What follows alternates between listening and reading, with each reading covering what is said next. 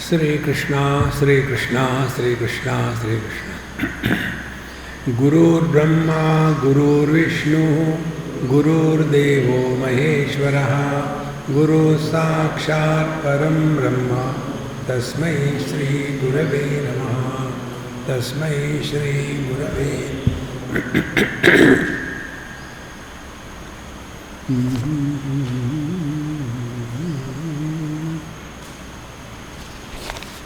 हम लोग पढ़ेंगे 40वें श्लोक से। पुरुषार्थत्रयाविष्टा पुरुषा पशवो ध्रुवम् मोक्षार्थी पुरुषश्रेष्ठः इति वेदान्तडिण्डिमः। षण्निहत्य त्रयं हित्वा द्वयं भित्वा खिलातिगम् एकं बुद्ध्वा श्नुते मोक्षम् इति वेदान्तडिण्डिमः। भित्वा षट्पञ्च भित्वाथ भित्वाथ चतुरस्त्रिकम् द्वयं भित्वा श्रयेद् एकम् इति वेदान्तडिण्डिमः। देहो नाहम् अहं देही देहसाक्षीति निश्चयात् जन्म मृत्यु प्रहीणोऽसौ इति वेदान्तडिण्डिमः।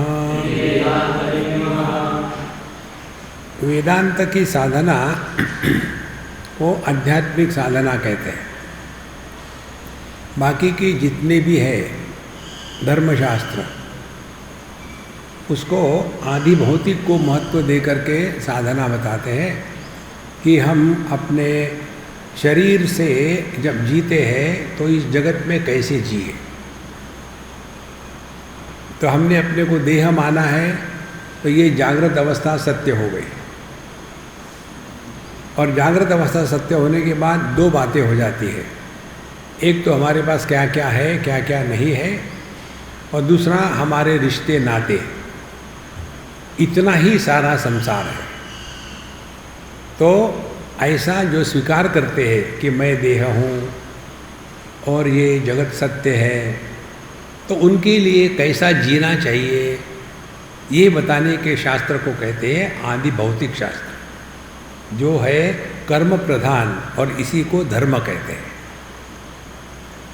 दूसरा है अपने मन को लेकर के। तो मन को लेकर के हमारी सबकी एक ही समस्या है कि मन हमारा हमको नचा रहा है।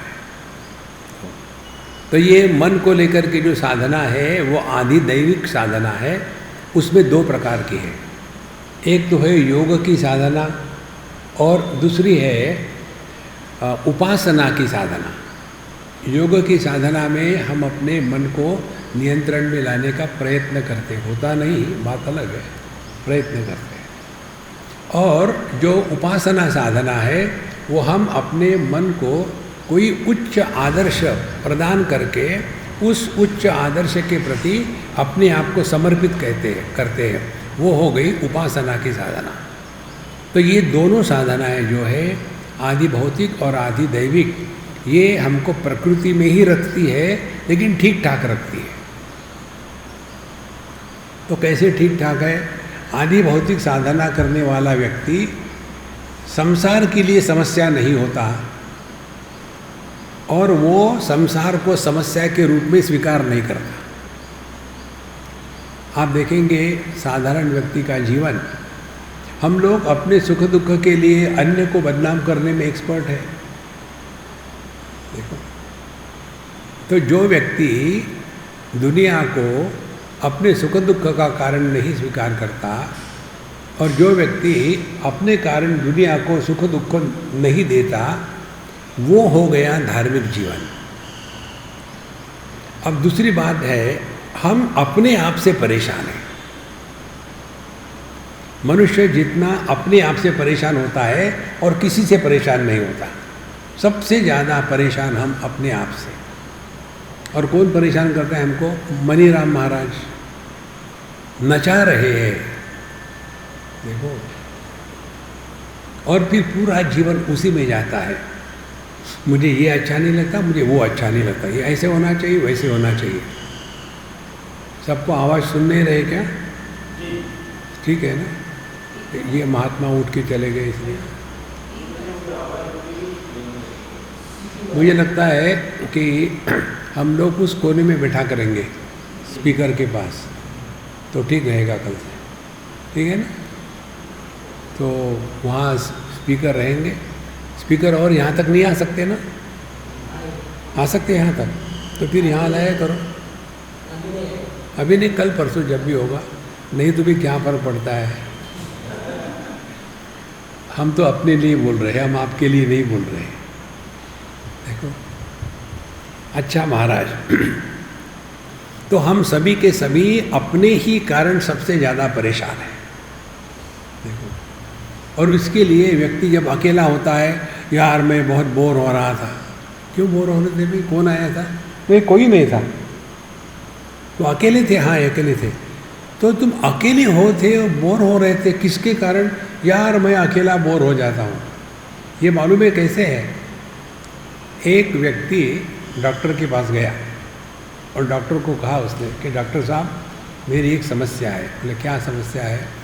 बोले मैं इतने ज़ोर से खर्राटे मारता हूँ कि मेरे ही खर्राटों से मेरी नींद टूट जाती है, अब मैं क्या करूँ? देखो, हमारी समस्या यही है, हम अपने ही कारण परेशान हैं। हम अपने अकेले में है और बोर हो रहे हैं। तो जो आदमी अपने खर्राटे के कारण नींद टूटती है, उसी प्रकार से जो व्यक्ति अपने आप से बोर होता है वो कितना सॉलिड बोर होगा, तो दूसरों की बोर करेगा वो जा करके। देखो महाराज, मनुष्य अपने कारण जितना दुखी होता है उतना अन्य के कारण दुखी नहीं होता। समझो मैं किसी के कारण दुखी हो रहा हूँ तो वहाँ से निकल जाऊँगा, लेकिन अपने ही कारण दुखी होगा, कहाँ जाऊँ? जाऊँ तो जाऊँ कहाँ? जहाँ भी जाऊँगा वहाँ मैं हूँ। तो यह दूसरी साधना है आदि दैविक क्षेत्र में। इसके लिए या तो हमको योग के अभ्यास में बता देते हैं, नहीं तो उपासना करो, भगवान का नाम लो, पूजा करो, पोथी करो। और ये दोनों बातें, योग की साधना और उपासना, दोनों का एक ही तात्पर्य है, मन को खाली मत रखो, मन को बिजी रखो। देखो, बिजी मन जो है वही कंट्रोल्ड है। Busy mind is a controlled mind. खाली दिमाग शैतान का घर होता है। तो ये दो बातें हो गई। इसीलिए आदि भौतिक और आदि दैविक, इन दोनों का प्रयोजन क्या है? हमको अपने देहात्म भाव से मुक्त होने के लिए। ये समझ में आने के बाद इन दोनों का प्रयोजन, जगत क्या कहेगा, दुनिया क्या कहेगी, इससे हम निकल जाएंगे। फिर हमारा ध्यान होगा अपनी तरफ। जब ध्यान अपने तरफ आता है तब हमने अध्यात्म में प्रवेश किया है।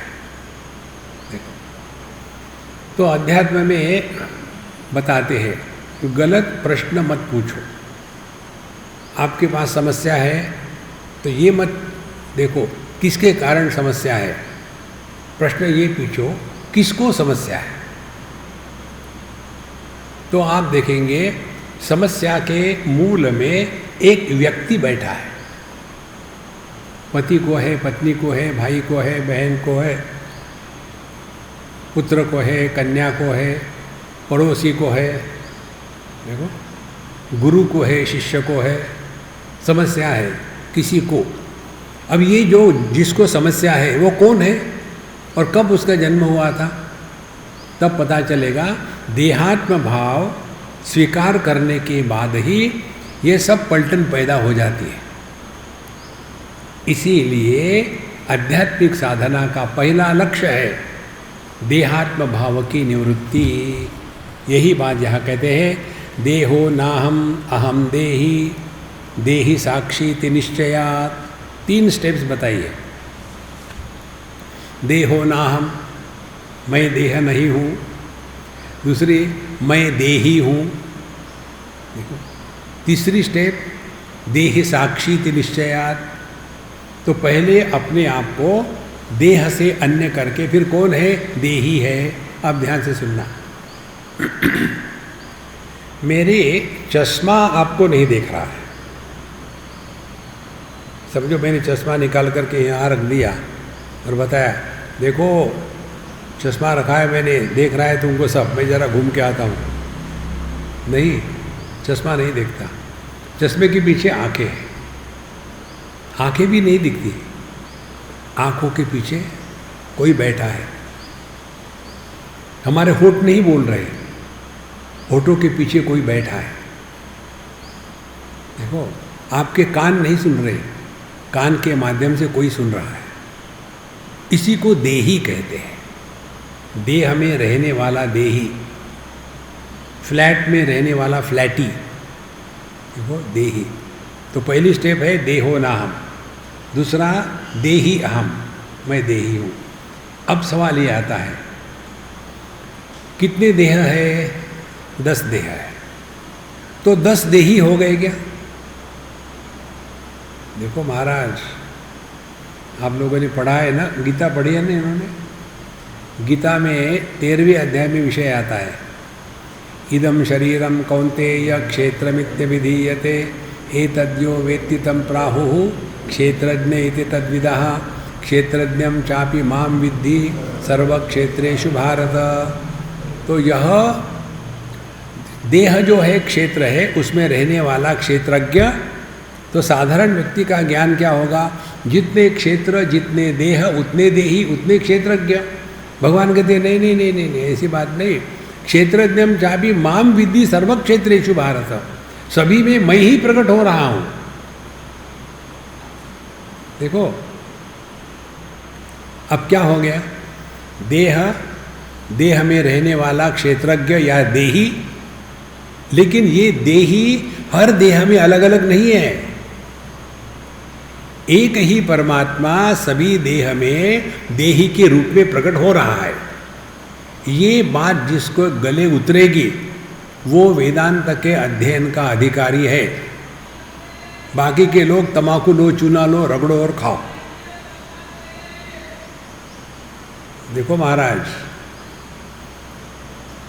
देह अनेक है इसलिए देही अनेक है।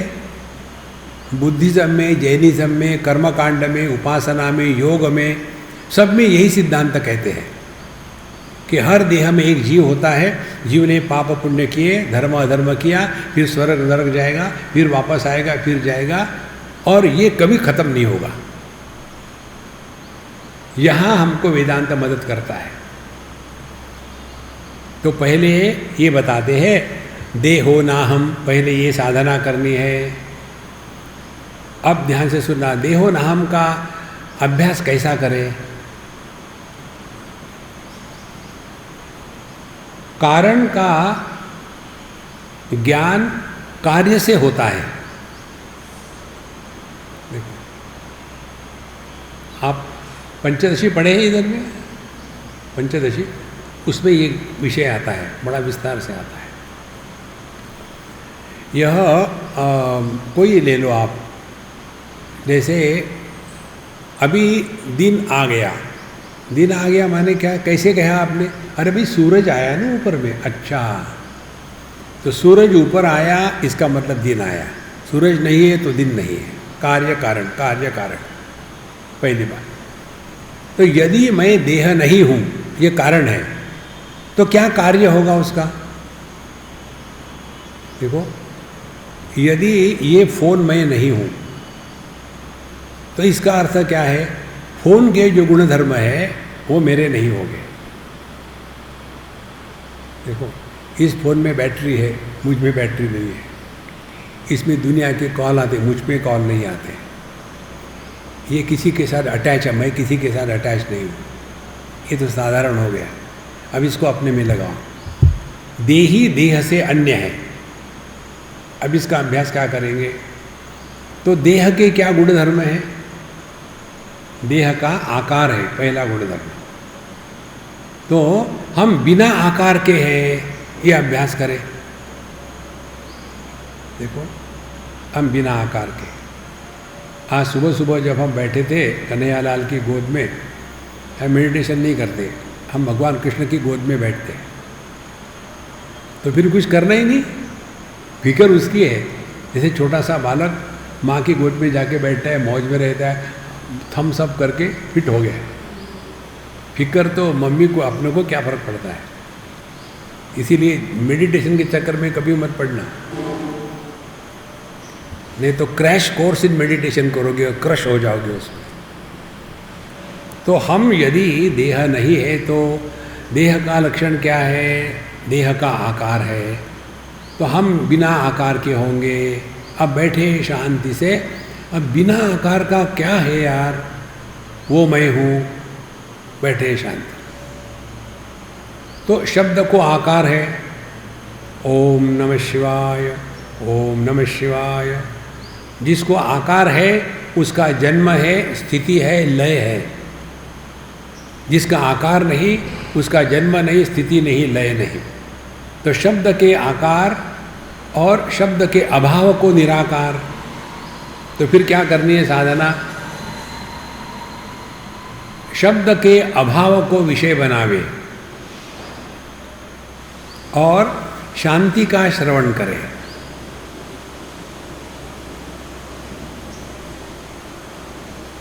इसका सूक्ष्मता से और अत्यंत सिंसियरली करे तो आपके मन से देह हट जाएगा। देखो, ये दो बातें मन की और देह की समझना है। जो मन देह में प्रकट होता है वो सार्वभौम है। जो बिजली बल्ब में प्रकट होती है प्रकाश के रूप में, प्रकाश सब में है, प्रकाश अलग अलग नहीं है, बल्ब अलग अलग है। वैसे ही परमात्मा की इस देह में जो अभिव्यक्ति है, देह को लेकर के अलग अलग है। जैसे ये बल्ब है, ये प्रकाश है, ये मुझे प्रकाशित कर रहा है, ये वहाँ कोने में प्रकाशित नहीं कर रहा। देखो, लेकिन प्रकाश तो एक ही है ना, अलग अलग थोड़ी है। इसी प्रकार से परमात्मा की अभिव्यक्ति मन के रूप में सबके लिए सामान्य होती है। सब में एक ही मन है, अलग अलग नहीं। सब में एक ही प्रकाश है, अलग अलग नहीं। लेकिन अब क्या हो गया? देखिए, ये प्रकाश में मैं बैठा हूँ तो ये प्रकाश मुझे ही प्रकाशित करेगा, उनको प्रकाशित नहीं करेगा। उसी प्रकार से यह जो मन देह में प्रकट हो गया, फिर इसने इस देह के आकार को धारण किया। तो यदि बल्ब लंबा होगा तो प्रकाश लंबा दिखेगा, बल्ब यदि गोल होगा तो प्रकाश गोल दिखेगा। इसी प्रकार से यदि देह पुरुष का होगा तो इसमें पुरुषत्व प्रकट होगा, यदि स्त्री होगा तो स्त्रीत्व प्रकट होगा। और फिर मेरा पूरा जीवन इस आकार को लेकर के चलता है। फिर मैं देह हूँ, मैं स्त्री हूँ, मैं पुरुष, मैं जवान, मैं बूढ़ा, संसार शुरू हो गया। अब आगे और चलो। सुषुप्ति अवस्था क्या है? सुषुप्ति अवस्था में केवल मन देह के आकार का त्याग कर देता है, लेकिन त्याग होने के बाद भी मन का अभाव नहीं होता।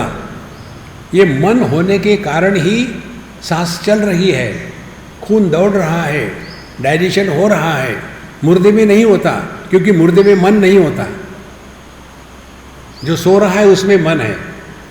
तो सुषुप्ति अवस्था में सामान्य मन की अभिव्यक्ति होती है और जागृत अवस्था में विशेष मन की अभिव्यक्ति होती है। मन की विशेषता क्या है? सामान्य मन जो है ये आकार रहित है और विशेष मन जो है ये आकार सहित है। ना हम देहो, यदि मैं देह नहीं हूँ तो क्या साधना करनी पड़ेगी? मन को निराकार का आधार बनाओ। तो निराकार क्या है? दो, क्योंकि जगत क्या है? जगत दो बातें हैं, नाम और रूप। अस्ति भाति प्रिय नाम रूप इति पंचमशकम आद्यत्रयम ब्रह्म रूपम जगद रूपम तथोद्वयम। नाम रूप जगत है। नाम रूप का अभाव, नाम का अभाव माने शांति। तो शांति को अपना विषय बनाओ मन का। तो मन धीरे धीरे डिसॉल्व हो जाएगा। बिना विषय के मन नहीं रह सकता। कुछ न कुछ विषय चाहिए मन को, और यदि अभाव ही विषय दे दिया तो ये जो वैयक्तिक मन है ये गायब हो जाएगा। देखो संतो, और इसका धीरे धीरे अभ्यास करें, और इसके अभ्यास को और सूक्ष्म बनाना है। हम क्या सीख रहे हैं? देहो ना हम, वो मत भूलना। तो यदि इसका हमको और सूक्ष्मता से अभ्यास करना है तो एक और टेक्निक बताते हैं आपको। भगवान का नाम लो और स्वयं ही लो और स्वयं ही उसका श्रवण करो। हम ही ले रहे हैं और हम ही सुन रहे हैं। ओम नमः शिवाय, ओम नमः शिवाय, ओम नमः शिवाय। और यदि आप केवल नाम लोगे भगवान का, स्वयं नहीं सुनोगे, तो क्या होगा? हमारे पास माला नहीं है, तो माला लेकर के यार क्या कर रहा है वहाँ? ध्यान से सुनना। जो काम मैकेनिकली होता उसमें आपको आनंद की अनुभूति नहीं आती।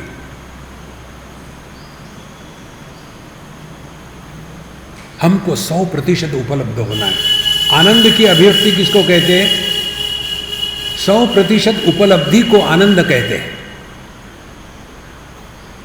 देखो, और 50%, 30%, 40% उपलब्धि हो उसको सुख कहते हैं। वो आनंद नहीं है, आनंद अनंत है। इसको पहचानना अपने आप में, पुस्तकों में ये नहीं मिलेगा आपको कहीं। तो आप सिंपल, बिल्कुल आराम से, कोई जल्दी नहीं, ओम नमः शिवाय सुन भी रहे हैं और कह भी रहे हैं। अब दोनों का अर्थ पकड़ लो। भगवान का नाम लेना यह क्रिया शक्ति है, कर्म है ना, ये नाम लेना कर्म है। और श्रवण करना ये ज्ञान शक्ति है। जहाँ क्रिया शक्ति और ज्ञान शक्ति एक हो जाती है, इसी को कहते हैं ईड़ा और पिंगला। जब एक हो जाती है उसी को सुषुम्ना कहते हैं। सुषुम्ना सुषुप्ति रहित अवस्था को कहते हैं। उसमें भेद नहीं है, सुषुप्ति में भेद नहीं है, ना परिच्छिन्नता का है, ना प्रत्यक्ष का है, ना परोक्ष का है। देखो संतो, तो सुषुम्ना माने कुछ ऐसा नहीं कि एक ट्यूब है उसमें आप घुस रहे हो, ऐसा नहीं इसका अर्थ। इसीलिए देहो ना हमको देह से अन्य के रूप में अनुभव करना है, तो या तो अभाव को विषय बनावे, ओम नमः शिवाय,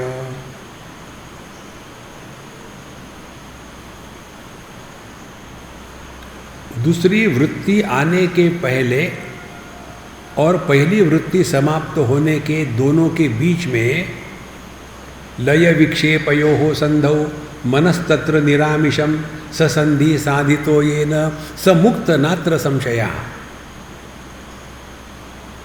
एक विचार समाप्त हो गया, दूसरा विचार प्रारंभ हुआ नहीं, तो ये जो संधि, ससंधि साधितो येन, जिसने इस संधि को ग्रहण किया है, संधि माने जंक्शन, जोड़, ये संधि को जिसने ग्रहण किया है, समुक्त नात्र संशया। कारण क्या? मनस्तत्र निरामिषम, वहाँ मन विषय रहित होता है।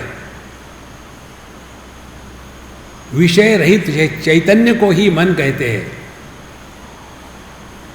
विषय सहित चैतन्य को ही मन कहते हैं, और विषय रहित मन को ही चैतन्य कहते हैं। देखो, ना हम देहो, इसका अभ्यास करते करते करते एक दिन भोले बाबा की कृपा से ये क्लिक हो जाता है। फिर जैसे हम अन्य को देखते हैं वैसे ही अपने आप को भी देखने लग जाते हैं। देखो महाराज, ना हम देहो,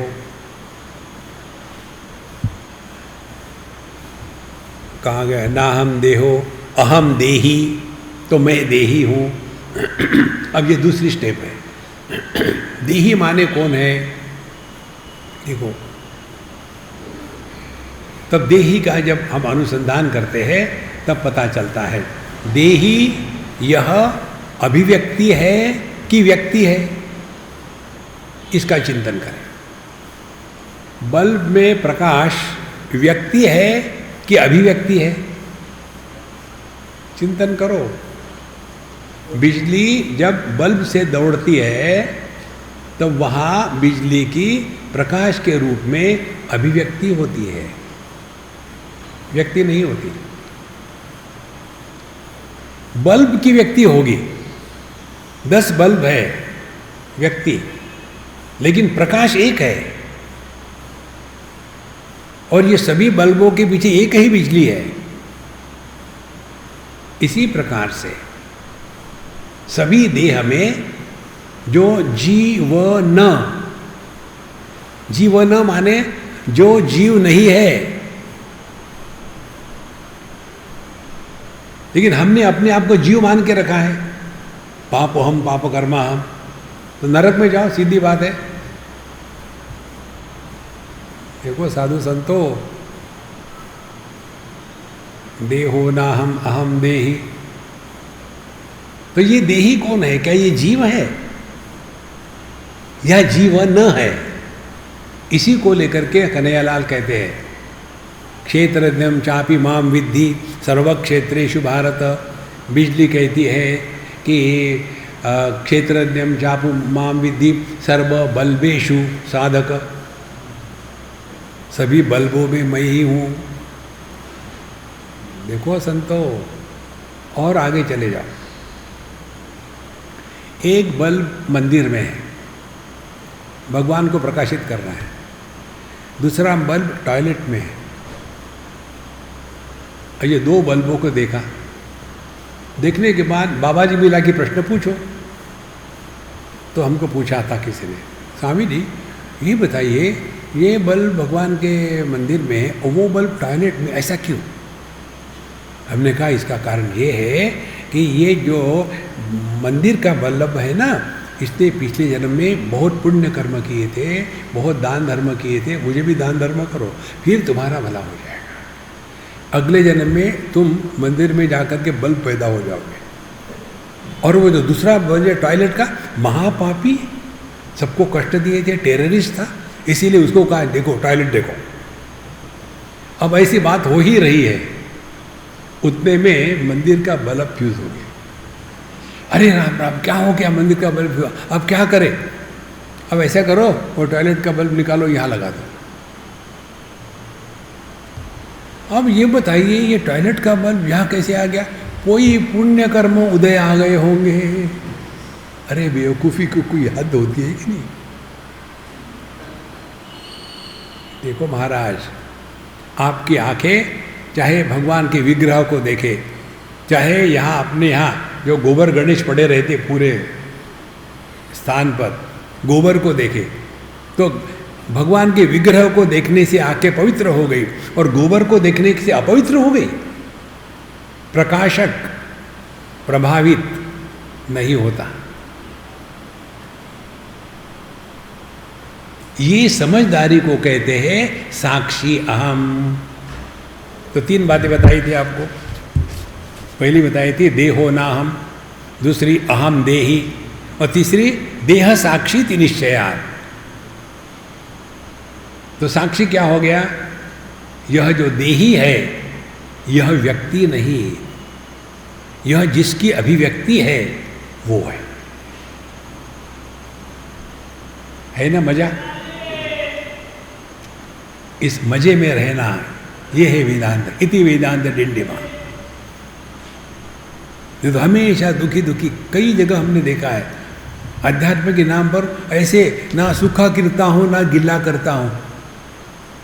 अरे भगवान ने मनुष्य को सबसे सुंदर आकृति में बनाया है, ऐसे रहो कि देख करके अगले को खुशी हो जाए। इसकी एक कहानी आपको बताते हैं। एक बार हमारे फटीचर महाराज, सबसे बड़ा फटीचर कौन था मालूम है अपने देश में? महात्मा गांधी। और दूसरे थे बढ़िया ड्रेस करने वाले गुरुदेव रविंद्रनाथ टैगोर। एक बार उनके ही शांति निकेतन में महात्मा गांधी जी ने फ़ोन किया इनको कि चलो गुरुदेव जाते हैं वॉक करने के लिए, मैं आ रहा हूँ। बोले 15 मिनट के बाद आना। बोले क्यों? बोले मैं तैयार हो जाऊँ।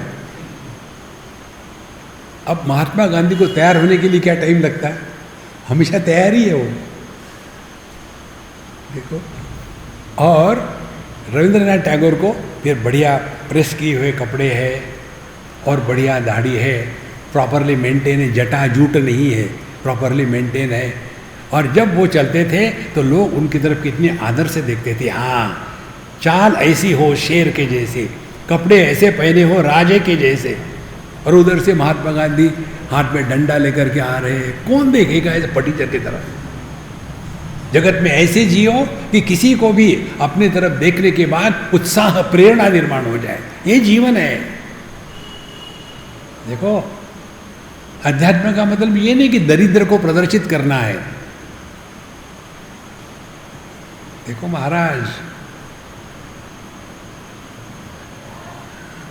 इतनी महत्व की बात है।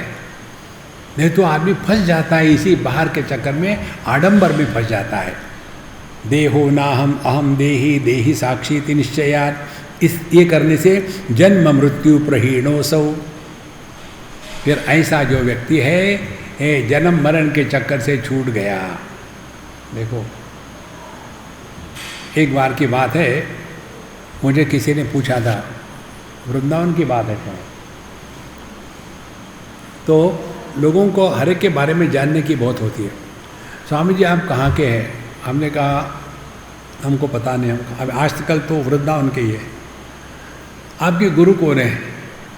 तो मैंने उनके चरण छुए। मैंने भगवान क्यों मजाक कर रहे हो, आप मेरे गुरु?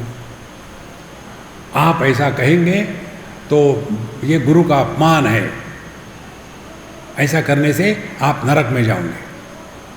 हमने कहा वहाँ भी मैं आप ही को बुलाऊंगा,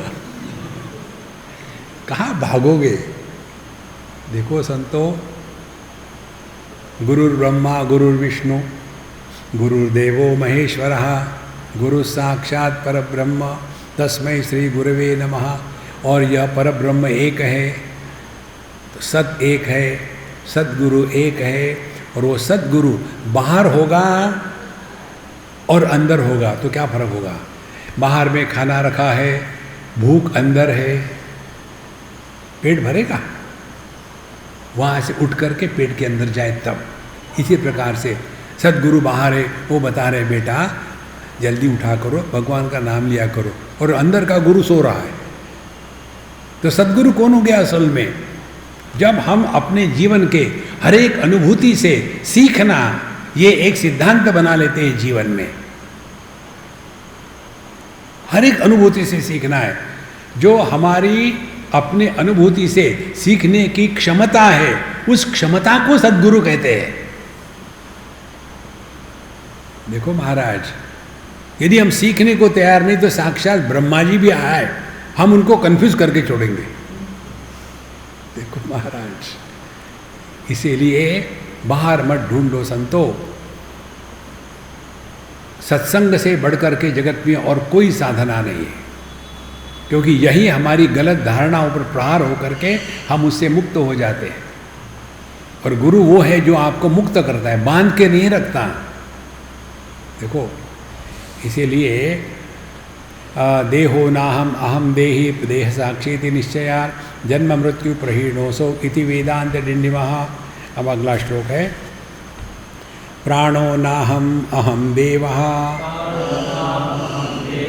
प्राण साक्षी निश्चयात् क्षुत्पिपासोपशांति स्यात्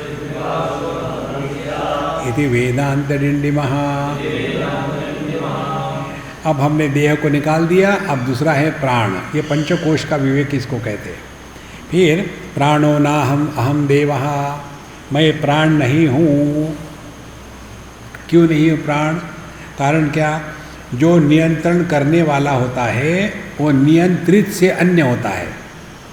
कार को चलाने वाला कार से अन्य है, क्योंकि कार को नियंत्रण में रखता है। हम जब प्राणायाम करते हैं तो अपने प्राणों का नियंत्रण करते हैं। कुंभक किया, रेचक किया, पूरक किया, अपने मर्जी से। तो जिसका नियंत्रण हो रहा है वो मैं कैसे हो सकता हूँ? मैं तो नियंत्रण करने वाला हूँ। इस प्रकार से प्राणो नाहम, ये मूल बात है। योगी लोग इसको नहीं समझते। योगी कहते हैं कि प्राण निकल जाने से देह मर जाता है, इसीलिए प्राण ही आत्मा है। हमारे कठोपनिषद में इसको स्वीकृति नहीं है। कठोपनिषद स्पष्ट कहती है, न प्राणेन न अपानेन मर्त्यो जीवति कश्चन इतरेण तो जीवंती यस्मिन एतौ उपाश्रितौ। जिस पर ये प्राण अपान अवलंबित है उसके कारण ये प्राण अपान चल रहे हैं। प्राण अपान के कारण हम नहीं है, हमारे कारण प्राण अपान है। देखो संभव, इसीलिए प्राणो नाहम, मैं ये प्राण नहीं हो सकता हूँ। फिर अहम देवः, हम देव का अर्थ क्या है यहाँ? यहाँ देव का अर्थ है मन। देखो संतो, इसीलिए शास्त्रों का जब हम अध्ययन करते हैं ना, व्याकरण या निरुक्त या तो फिर वो जो धातु पाठ है या शब्द कोश है उसका ट्रांसलेशन करके देखेंगे तो कभी उसका अर्थ निकलेगा नहीं। क्योंकि शब्दों का अर्थ यदि संदर्भ से रहित होकर के लेंगे तो अनर्थ निकलता है, अर्थ नहीं निकलता। तो प्राणो नाहम अहम देवः, मैं देव हूँ, मैं मन हूँ। देखो, फिर प्राण साक्षी थी निश्चयात, क्योंकि मैं प्राणों का साक्षी हूँ। हम जब प्राण अंदर लेते हैं तब हम जानते हैं, बाहर फेंकते हैं तब जानते हैं, कुंभक करते हैं तब जानते हैं। अब इसमें एक छोटी सी महत्व की बात बताते हैं आपको। आपको कई जगह बताया होगा, सुना भी होगा, आप करते भी होंगे। साधना के पक्ष में ये बताते हैं, जैसे विपासना वाले बताते हैं, कुछ मत करो, प्राणों को देखते रहो, सांसों को देखो। प्राणों को नहीं कहते, वो सांसों को कहते हैं। सांसों को देखो और आप उसमें लगे रहो। लेकिन क्या हो रहा है ये तो मालूम होना चाहिए ना। देखो, चित्तवायवः शक्तिमूलका शाखयोर्द्वयी शक्तिमूलका। चित्त माने मन या ज्ञान, प्राण माने क्रिया। ये दोनों एक ही मूल से निकली हुई दो ब्रांचेस है, दो शाखाएं हैं। चेतना ही क्रिया के रूप में प्रकट होती है तब प्राण कहते हैं, और वही चेतना जब ज्ञान के रूप में प्रकट होती है तब उसको मन कहते हैं। दो बातें हो गई। अब और ध्यान से सुनना। जब हमारा मन माने ज्ञान शक्ति, जो प्राण माने क्रिया शक्ति, इनका जब संतुलन बना रहता है परफेक्टली, तब व्यक्ति में आत्मविश्वास जागृत हो जाता है। जिसका ज्ञान और क्रिया इनका संतुलन नहीं है, ऐसे व्यक्ति में आत्मविश्वास की कमी होती है। बहुत महत्व की बात है। अब उदाहरण से समझ लो।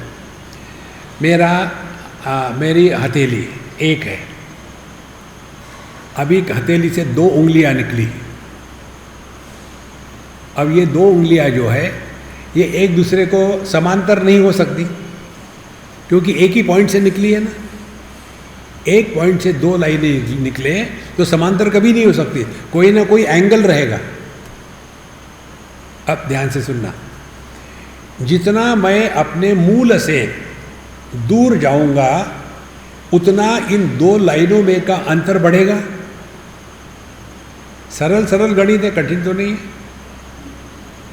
ज्ञान कहता है गुस्सा मत करो, क्रिया है गुस्सा। ज्ञान कहता है प्यार से बोलो, और क्रिया है गाली दो। ज्ञान कहता है सुबह जल्दी उठो, क्रिया है सुबह 10 बजे उठते हैं। तो क्या हो रहा है? ज्ञान का आदर नहीं हो रहा है क्रिया में। तो इसका तात्पर्य क्या हो गया? इन दोनों का अंतर बढ़ रहा है। जब इन दोनों का अंतर बढ़ेगा तो होगा क्या? हम अपने मूल से दूर भटक जाएंगे। इसीलिए कभी भी अपने ज्ञान का अनादर नहीं करना। दुनिया कुछ भी कहे। देखो, हमको एक बार किसी ने कहा था, किसी स्थान पर, बम्बई क्या कहीं तो भी, बोले स्वामी जी आप बिल्कुल डॉट पर शुरू करते हैं लेक्चर और एकदम ख़त्म कर देते हैं, ऐसा क्यों? हमने कहा हम बिगड़े हुए हैं इसलिए।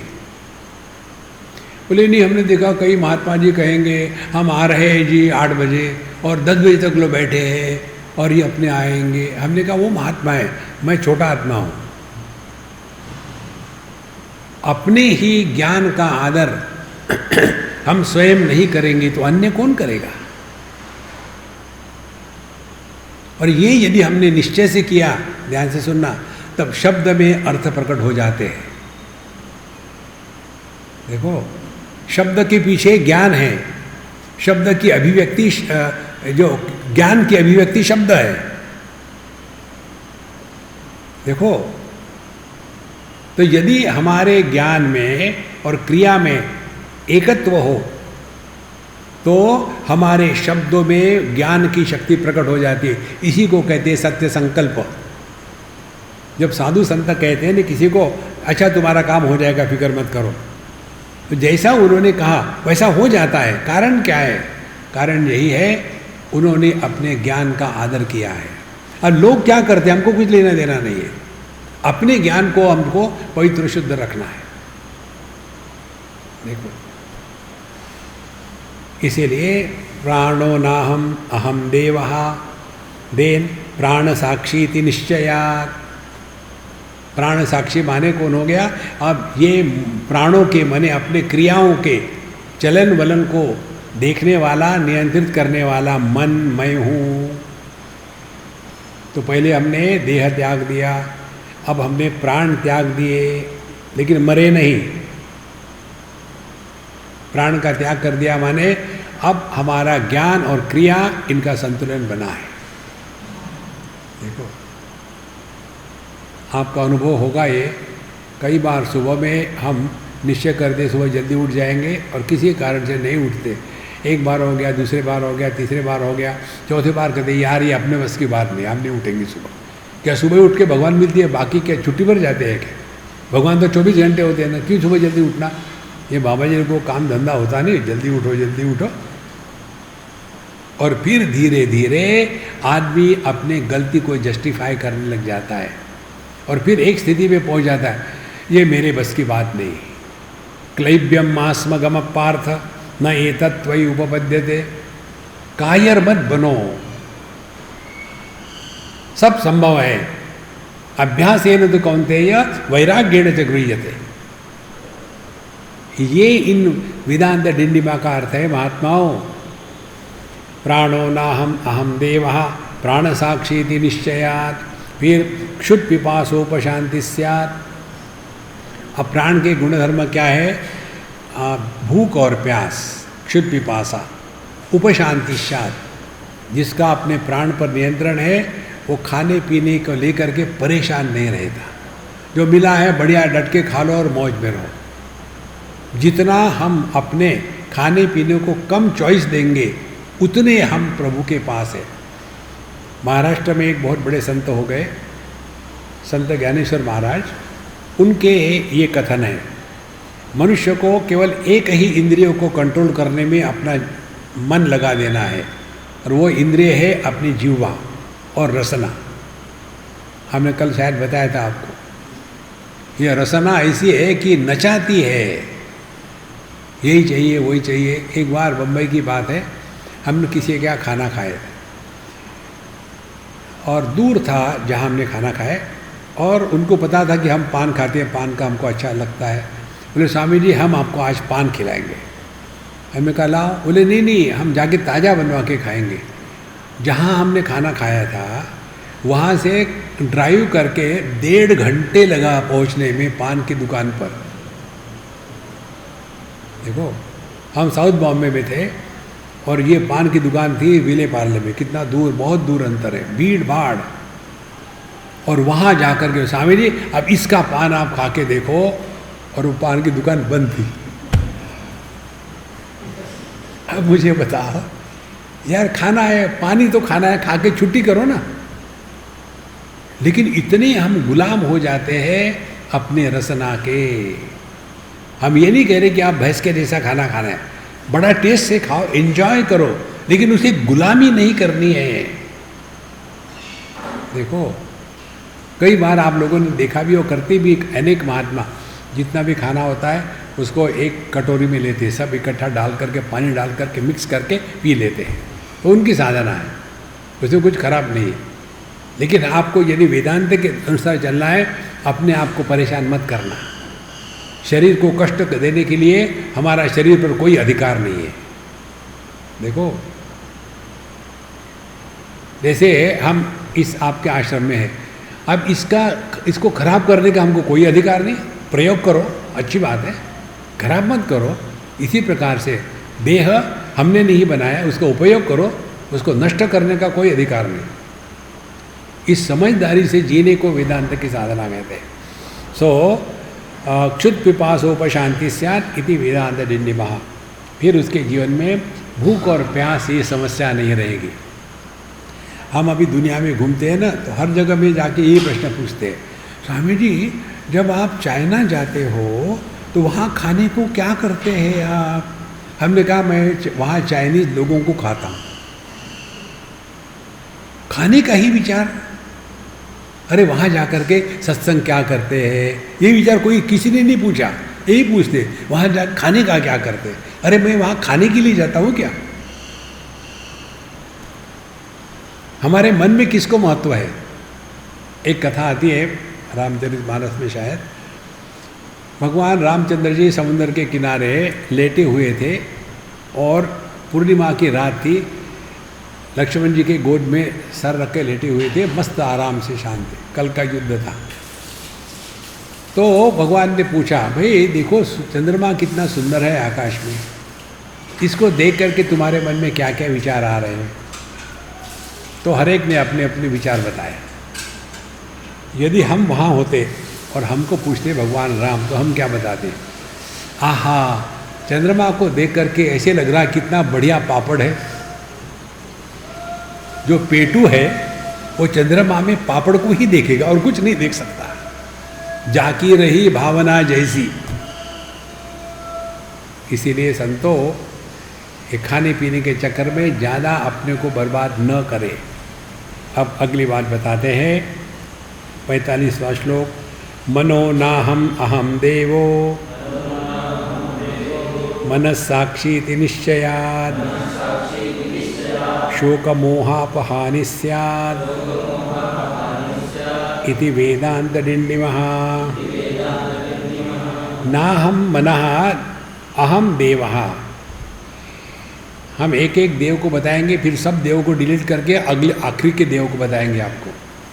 तो देह को लेकर के देव हो गया जीव, फिर प्राण को लेकर के देव हो गया मन। अब मन को लेकर के देव कौन है? तो पहले देख कहते हैं मनो नाहम। अब मन क्या है समझ लो। मन राग द्वेष का अधिष्ठान है। हमारा जीवन किसके द्वारा प्रेरित और प्रभावित होकर के चल रहा है? तो हमारा जीवन चल रहा है दो चीज़ों से प्रेरित प्रभावित होकर के, राग और द्वेष। आपने ये क्यों किया? मुझे नहीं अच्छा लगता, या मुझे अच्छा लगता है। दो बातें, राग और द्वेष। अब एक उदाहरण दे आपको समझाने के लिए। हम एक बार कहीं गए थे खाने के लिए, और हमको कहाँ किसके यहाँ खाना मिलेगा ये भगवान ही डिसाइड करते हैं। और मुझे क्या खाना है वो मुझे कभी नहीं मिलता, खाना सभी पड़ता है, वही हमारी साधना है। तो वहाँ गए और हमको बैंगन बिल्कुल नहीं अच्छा लगता, बेगुना, उसमें एक भी गुण नहीं है। और पंजाबी के यहाँ चले जाओ आप, पंजाबियों की जो स्पेशल डिश होती है वो होती है बैंगन का भरता। अच्छा खासा सुंदर दिखने वाला बैंगन, उसको रोस्ट करते हैं, तोड़ ताड़ करके उसको ठोक ठाक करके इतना गंदा बना देते हैं और फिर कहते ये डेलिकेसी है। अरे क्या यार! तो हम गए, खाने को दिया वो, हमने देखा कि अरे बैंगन महाराज तुमको यही स्थान मिला आने के लिए, अब क्या करे? स्वामी है ना, दिखाना पड़ता है कि बड़े ज्ञानी है, राग द्वेष से रहित है।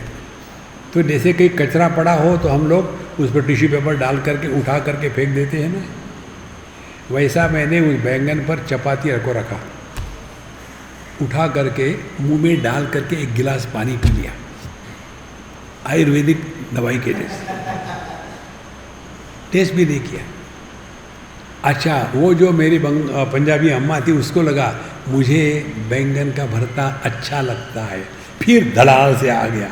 हमने कहा अरे बाप रे!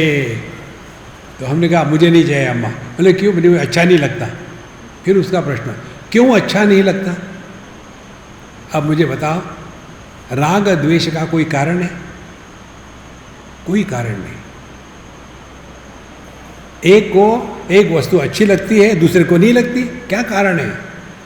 और हमारा पूरा जीवन किसके द्वारा प्रेरित होकर के चल रहा है? राग द्वेष के द्वारा। इसको भी ठीक से समझ लेना।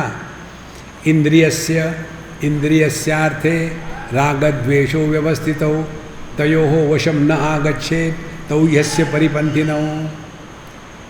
हमारे मन में राग द्वेषो होना स्वाभाविक है। ये कल्पना मत करना कि मन में से राग द्वेष हमेशा के लिए मिट जाएंगे, ये कभी नहीं होगा। फिर तयोः वशम न आगच्छेत्, राग द्वेष के द्वारा प्रभावित होकर के अपने जीवन को न चलावे। कितनी महत्व की बात है। तो ये जो मन है, ये मैं मन नहीं हूँ, इसका अभ्यास क्या करेंगे? फिर मैं मन नहीं हूँ का अभ्यास, अपने जीवन को राग द्वेष से प्रेरित होकर के नहीं चलाना। फिर क्या करें? इसके लिए एक देवता को ले आओ। तो मन की देवता क्या हो गई? बुद्धि। बुद्धि का स्थान क्या है? विवेक। तो फिर हमने अपने मन को बुद्धि के हवाले कर दिया। अब बुद्धि बताती है वही करेंगे। श्रेयश्च प्रेयश्च, कठोपनिषद। हमारे जीवन में आने वाले हर एक घटना में हमको दो ऑप्शन मिलते हैं, श्रेय और प्रेय। सी मंदहा प्रेयम उपेति। जो मंद है, जो मूर्ख है, वो जो अच्छा लगता है उसके पीछे जाता है, और प्राज्ञ जो है वो श्रेय के पीछे चलता है। तो हमारे जीवन में आने वाली जो भी घटनाएं हैं उसका निर्णय और उसके साथ व्यवहार हम किसके द्वारा प्रभावित होकर ये कर रहे हैं? राग द्वेष माने मन के द्वारा, या श्रेय प्रेय को समझ करके बुद्धि के द्वारा। तो मन की देवता हो गई फिर नियंत्रण लाने वाली बुद्धि। देखो, इसीलिए किसी व्यक्ति की तारीफ करनी हो तो हम ये कहते हैं ना, ये बड़े बुद्धिमान हैं। कभी कहते हैं क्या? ये बड़े मेंटल है। ये नहीं कहते हम, ये बड़े मेंटल है, ये मानसिक है। ये वो तो रोग है मानसिक, बौद्धिक रोग नहीं होता, बौद्धिक समझदारी होती है। इसीलिए ना हम मनो ना हम अहम देवो मनस्साक्षी निश्चयात्। फिर ये मन, बुद्धि कैसी है? बुद्धि जो है मन के सभी विकारों को जानती है, लेकिन मन के विकारों के द्वारा प्रभावित नहीं होती।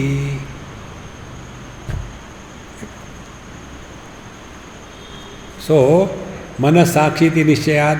फिर यदि हमने इस प्रकार से जिया तो शोक मोह अपहानि स्यात्। शोक और मोह ये राग द्वेष के कारण होता है।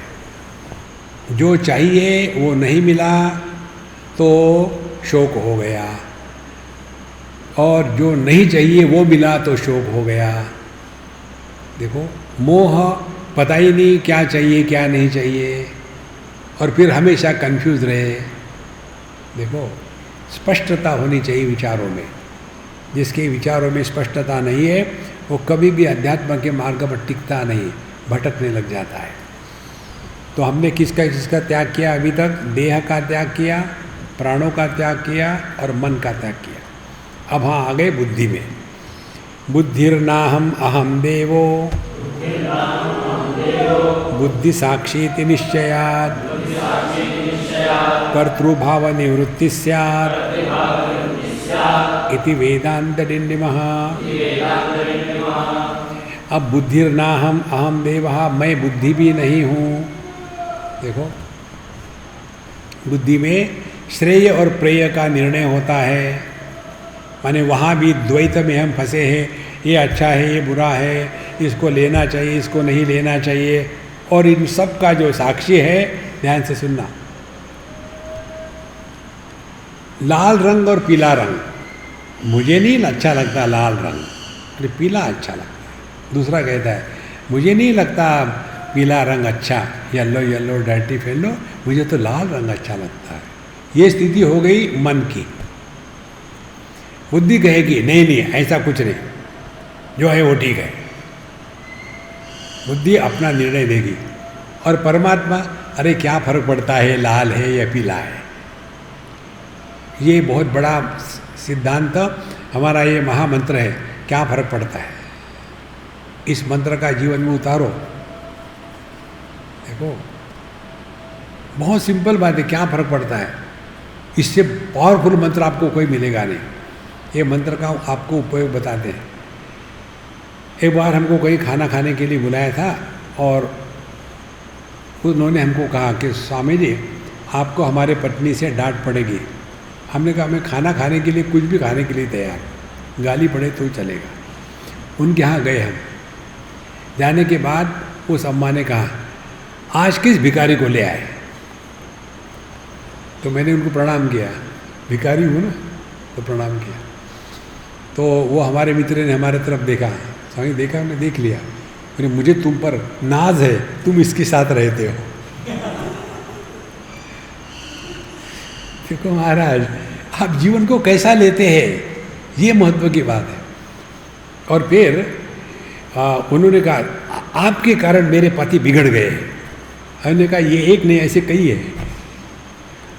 और फिर उन्होंने कहा कहानी, बोले एक बार हमको कहीं शादी में जाना था, संडे का दिन था और संडे के दिन में एक टेनिस खेलने जाते हैं। मैंने कहा जल्दी आ जाओ शादी को जाना है। ये गए अपने हमेशा की तरह, शाम को 6 बजे वापस आए। 6 बजे हमको निकलना था शादी के लिए, और ये चड्डी पहन करके हाथ में रैकेट लेकर के कार में बैठ के आ गए। और फिर मैं इतना गुस्सा हो गई, सुबह से तैयार होकर के बैठी थी और ये अभी आए नहीं। तो जब मैंने इनको कहा क्यों इतना लेट किया, बोले देखो 6 बजे कहा था ना, 6 बजे बैठो कार में, हम जाते हैं शादी में। तो मैंने उनको कहा ऐसी चड्डी पहन करके टेनिस के रैकेट लेकर के शादी में जाओगे। उन्होंने क्या कहा क्या फ़र्क पड़ता है। बोले इनका ये क्या फ़र्क पड़ता है इतना भयानक है कि मैं परेशान हो गई हूँ, आपने इसको क्यों सिखाया। बोले क्या फ़र्क पड़ता है, आपने को कोई फ़र्क नहीं पड़ता। Don't take life seriously. देखो एक जवान लड़के ने आपके ही जैसे मुझे किसी एयरपोर्ट पर पूछा था कि आप इतना घूमते हो, सत्संग करते हो, कोई सुधरता नहीं, आपको दुख नहीं होता। मैंने क्या फ़र्क पड़ता है मुझे, मेरा तो टाइम पास हो रहा है। ना कुछ पाना है ना कुछ खोना है, ना कहीं जाना है ना कहीं आना है। देखो देश काल वस्तु व्यक्ति के परे चले जाओगे, वही अध्यात्म है। बुद्धिर्नाहम अहम देहो बुद्धि साक्षीति निश्चयात् कर्तृभाव निवृत्ति स्यात्। तो बुद्धि में कर्तृत्वाभिमान होता है। देखो देह हमारा रहने का मकान है, प्राण हमारी पावर सप्लाई है, मन हमारी फोन है और फैक्स इत्यादि है, बुद्धि हमारा कर्ता है कर्तृत्वाभिमान, और आनंदमय कोश भोक्तृत्वाभिमान है। ये 5 हमारे जीवन के अंग है, एक एक को हम घटाना है। अब हम आ गए कर्तृत्वाभिमान पर, तो कहते कर्तृभाव निवृत्ति स्यात् इति वेदांत डिंडिमा। तो ये अपने ये कर्तृत्वाभिमान को मिटाने का कैसा तरीका है ये भी आपको बताया। 2 तरीके हैं। यदि जीवन में सफलता हुई तो हरि कृपा, सफलता नहीं हुई हरि इच्छा, हो गया काम। करना कुछ नहीं है,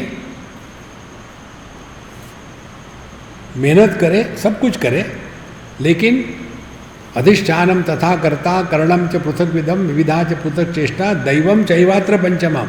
जब तक के हरि भगवान की वहाँ मोहर नहीं लगती तब तक के कुछ नहीं होता। देखो, इसीलिए कर्तृभाव निवृत्ति स्यात्, हमारे अंतःकरण से यह जो कर्तृत्वाभिमान है उसका निराकरण होना अत्यंत आवश्यक है।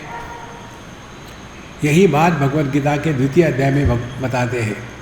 माँ कर्मफल हेतुर्भूः, यही है कर्तृत्वाभिमान का त्याग। कर्मफल हेतु माने कर्तृत्वाभिमान। माँ कर्मफल हेतुर्भूः, कर्तृत्वाभिमान को मत जागृत करो। इसका मतलब ये नहीं निकम्मे बैठो। इसीलिए माँ ते संगास्तु अकर्मणि, तो कहने का तात्पर्य क्या है? अपने माध्यम से आनंद को प्रकट होने दो। आनंद को करते नहीं, आनंद को प्रकट होने देते हैं। जो प्रकट होता है वो परमात्मा है, जो क्रिया से निर्माण होता है वह संसार है। अपने रामचरितमानस में ले लो, भय प्रकट कृपाला दीन दयाला। भगवान का जन्म नहीं होता। भगवद गीता में कहते हैं जन्म कर्म च मे दिव्यम एवं यो वेत्ति तत्वतः। मेरा जन्म कर्म दिव्य है, माने आपके हमारे जैसा नहीं है, वो प्रकट होते हैं। उपनिषद भी यही बात कहते हैं, यमई वेश वृणुते तेन लभ्य तस्यैष आत्मा विवृणुते तनुम स्वाम। परमात्मा हमारे हृदय में प्रकट होते हैं। तो असली साधना, असली साधक वो है जो अपने हृदय में परमात्मा को प्रकट होने से रोकता नहीं। और परमात्मा प्रकट तभी होंगे जब हमने इन पंचकोशों के प्रभाव से अपने को मुक्त रखा है, तब जाकर के जीवन में आनंद आता है। नहीं तो सब करते रहेंगे और दुखी रहेंगे। देखो, मैंने इतना लोगों को सिखाया लेकिन कोई सीखता ही नहीं, अब मैं क्या करूं? गंगा जी में जाके आत्महत्या करूं? नहीं, पोल्यूशन होगा, वहाँ मत जाना। जिसके मन में डिप्रेशन फ्रस्ट्रेशन आता है वो साधक नहीं है। आखिरी दम तक मस्त रहो, चुस्त रहो, स्वस्थ रहो, व्यस्त रहो, तब जीवन में आनंद है। ओम पूर्णमदः पूर्णमिदं पूर्णात् पूर्णमुदच्यते पूर्णस्य पूर्णमादाय पूर्णमेवावशिष्यते। ओम शांति शांति शांति। हरि ओम। श्री गुरुभ्यो नमः। हरि ओम।